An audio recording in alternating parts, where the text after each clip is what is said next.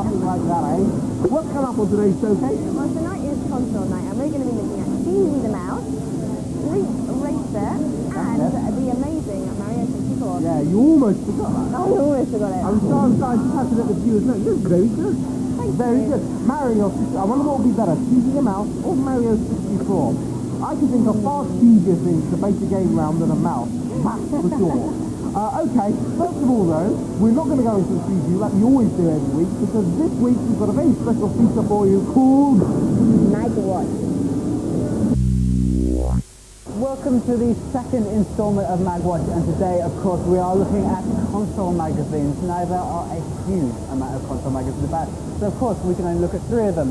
First up is the PlayStation Extravaganza Play, which is a pretty well designed piece of kit.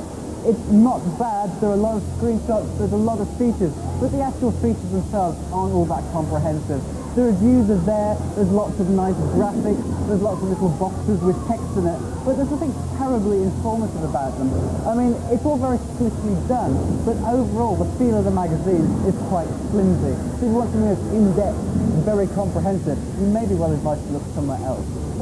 Talking of flimsy, of course, Richard, the A to Z Total Saturn magazine, the definitive A to Z of all the Saturn games that have come out, is Flimsy City. It's the king of flimsiness. It is thin.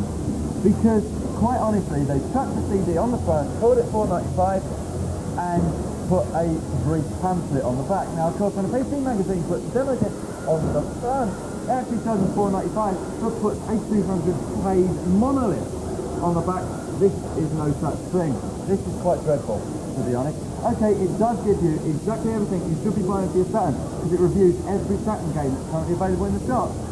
It's just not good enough. And also the reviews themselves are very, very basic, and sometimes journalistic integrity does count. Which brings us to our third and final offering, which is a new kid on the block, which is PlayStation Pro, which has been around in a different incarnation before, but this is the all-new PlayStation Pro, and it's surprisingly good. Now, it seems to be going for the older PlayStation audience, which is basically what the console was meant to be about all the time. Sort of appealing to the early 20s market rather than the little kids. And it's very well designed. They seem to have gone for sort of an adult sort of lifestyle magazine approach, very much like Sky or GQ or Loaded. And it's very, very minimalist. There's not so much sort of very obscure text boxes like you find in other magazines. It's all very well laid out. And the reviews themselves are very comprehensive, very detailed, and they tell you exactly what they need to know. I mean, all the latest games are in there. So, I mean, seeing it's new, I think you could possibly give it a try. You could certainly do a lot worse. I think so. If I had to choose which one of all these magazines is my favourite, unfortunately it's not any of the ones we reviewed. For PlayStation owners, try PlayStation Plus or the official PlayStation title. They're quite good. And also for Saturn owners, Mean Machine Saturn is the only one to go for. Definitely.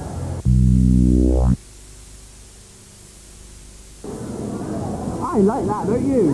I love that. Yeah, I think we've got done ourselves yet again. Okay, it's reviews now. It is. Now what's coming up? We've got Steezy the Mouse, we have got Mario 64, and we've got Street Racer. Fire. That's about 12 years old, Kate. Honestly, that game came out when you were in your early 40s, darling. Ridiculous. Hang on a minute. Mario 64. I love that game. I'm going to be buying that. I'm sorry, I know I should be biased, but the reason I'm going to buy it is when you switch it off, he goes, hey, it's me, Mario. I don't think it's worth buying just for that. I just did that so I could use my Italian accent and fool everybody. It was very, very realistic. Enjoy the review, guys. Thank you. We're all aware of the horrors of animal experimentation, but you would expect an insane genetic scientist to go just that little bit further, which is bad news for your average mouse. Having spent a tortuous lifetime running around in little wheels and being forced in this mysterious chops of huge loop, an accident involving a flying saucer and the door of your cage allows you to make a desperate bid for freedom. Lost in the castle of the unscrupulous Dr. Tem, the only thing stopping you from hurling yourself into the nearest mousetrap in despair is the rumour of a secret teleportation spell. All that stands in your way is the fact that you, a small rodent, must reproduce the experiment of a deranged scientific genius and assemble the spell's ingredients. This, being a platform game, Steezy stands no chance of being left in peace to accomplish this monumental task. Indeed, he is assailed on all sides by the most revolting of genetic mishaps. Evil dragons, deadly slime, and even the occasional boisterous teapot do everything in their power to keep the insipid mouse within the confines of their master's dark fantasies. I don't like cheese. Cheese is a byproduct of bacteria and mould. And milk. And to be honest, so is cheesy. The game. It's mouldy. It stinks. It's absolutely abysmal. Is it milky? Especially a platform game that's 3D. Probably. Because it doesn't look 3D. Although it uses some polygon rendered characters, it's still very sideways scrolling. So it's not 3D at all, really. We lied about that part. The actual game doesn't hold anywhere near as high regard as, say, something like Crash Bandicoot. And I slated Crash Bandicoot, so you can just imagine how little I like this game. It's pants. It really is dreadful. It's the same sort of quasi 3D rip-off we got with Clockwork Knight, we got with Johnny Bazooka Tone. Oh, it's 3D, except it's not. It's just a bit of perspective. The actual gameplay is non-existent. The plot's fairly hackneyed. And try as I might, I cannot find anything remotely good to say about this game. So, avoid it like the plague, sorry. Also, when you're choosing computer game characters, try and be a little bit original. I mean, at least you had a Bandicoot in Crash. Yes. There's something, a mouse. Whoa, that's really original. More exotic animals are needed. Nah, come on.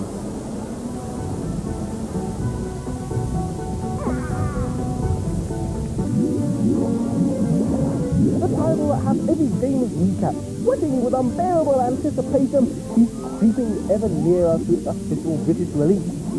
The most celebrated plumber in recorded history has been granted little time to return to his now enormous backlog of blocked U-bends and has instead been catapulted into a glorious 3 dimensions.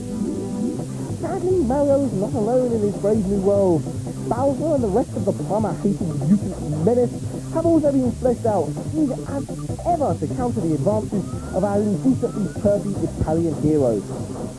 To infiltrate Bowser's intimidating fortress, Mario must first journey from world to world, collecting the stars that will allow him to open the numerous doors of the castle.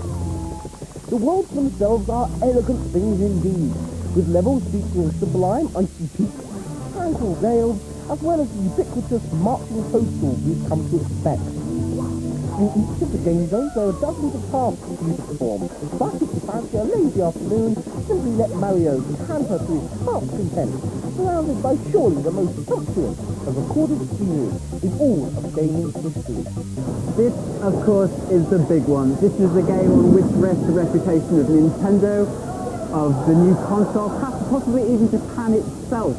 Everybody is waiting. No, with... surely Pearl Harbor did that. Well, yeah, possibly. But everybody is waiting with bated breath to see what this game is like, and it is absolutely fantastic. I'm sure you've seen the reports, I'm sure you've seen the screenshots, but nothing is quite matched up to the experience of playing it. I think the main thing that makes it so good is just the freedom that you have. You can wander from location to location, up hills, down hills, sliding on your stomach through great rivers of ice, chatting with penguins. You can do virtually anything you like. You can ignore the game entirely and just go for a stroll. So if it's freedom you want in computer games, if it's lush graphics, if it's great sound, if it's unbeatable gameplay, then you have to buy this game. Tell your grandmother to buy this game. And the other great thing about it is huge. It can take you actually ages to get through it, and there are so many secrets and bonuses that you just won't believe this game. It's like a cinematic experience in your own home. And you think I'm reading that off the advertising? Don't. I'm just that good. Anyway, the actual game itself, I would say, is so stunning and amazing. It'll make every other software company that has to produce a game of its like on the Nintendo 64 weep like a gammy saw.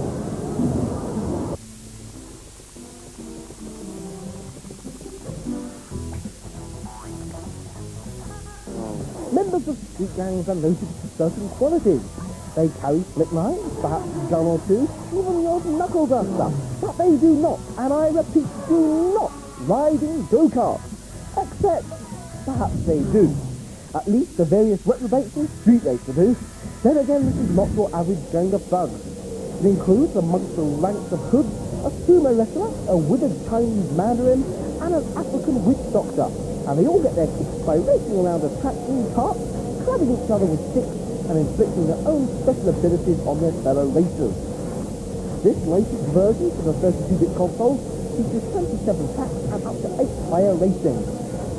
The maximum multiplayer mode features a thematic 8-way split screen where contestants can argue pointlessly for hours about how they want the screen divided before getting down to an intense bout of clubbing and spitting.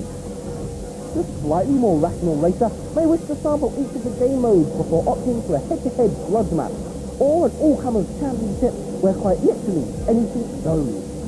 Of course, Street Racer is a name familiar to us because we've seen it on the SNES, we've seen it on the Mega Drive, and we've seen it on the Game Boy. Now the Mega Drive version was dreadful, so we'll forget that one. So the other versions were a very, very good alternative to Mario Kart. Now, of course, we haven't seen a Mario Kart style game on the 32 bits yet, so Street Racer is doing it for us. Out now on the PlayStation and the Saturn, we're looking specifically at the Saturn version, and it's very good indeed. At least this time they've actually introduced new parts. Of course, we've got the old Street Racer game with slightly better graphics, which is no bad thing. Gameplay was fantastic to begin with. But at least this time we also have 8-player modes. 8 players can compete at the same time. And also, if you're wondering how that's done, it's quite cunning indeed.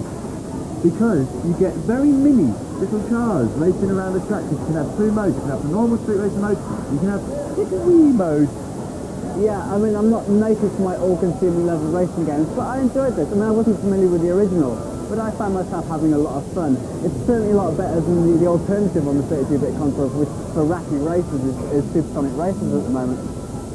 Yeah, and the 8-player mode is quite fun as well. And of course, I don't actually have 7 other friends with which to play it in, but if I'm sort of stood lonely outside of Dixon's window, I can also appreciate it from there. So, yeah, in the absence of Mario Kart on the PlayStation,